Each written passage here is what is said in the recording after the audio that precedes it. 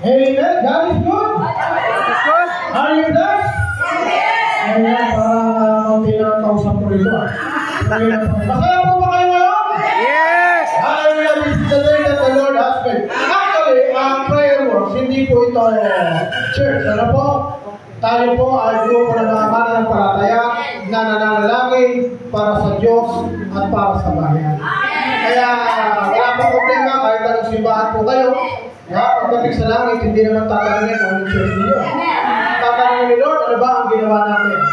One thing more with the prayer works, why I'm involved in prayer works, because we believe in the power of prayer. Yes! Because if you pray, mamaya makatalakaya, kaya walang aalis.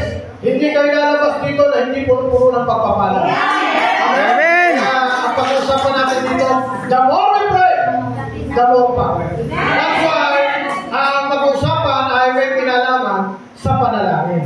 Sino dito yung nananalangin? Amen! Ilang beses po ba kayo kumain? Ilang beses po kayo manalangin? Dapat po, kasi pag nananalangin ka, heaven will open. Kaya kingdom ka, at yun ay darating sa atin ang pagpapahal. Pag wala ka na, manalangin ka. At kahit meron ka pa, manalangin ka. Amen?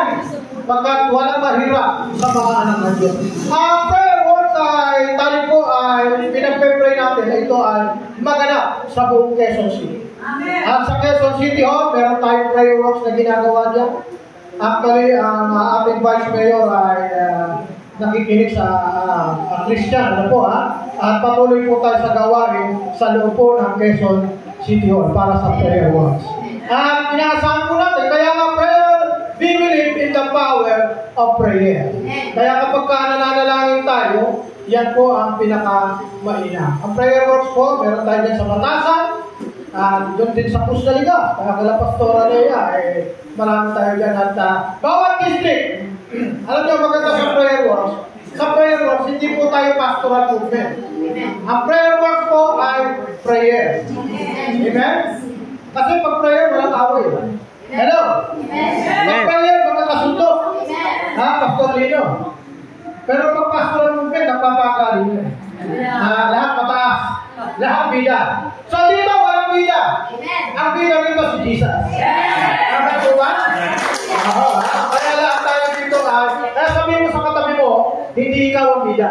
Hindi ikaw ang bida. Jesus ang bida. Amen po ba? So amen?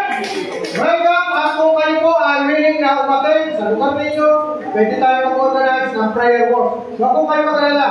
Ang mga pastor po ng prayer works, hindi po nauuhan ng membro. Wala sa layunin po namin yan. At wala sa aming isipan yan. Ang layunin po natin ay magpalakasan.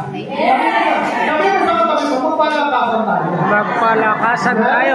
Amen! Magpalakasan tayo. Amen po ba?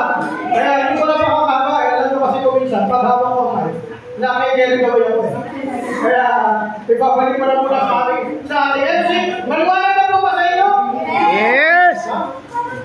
Oo.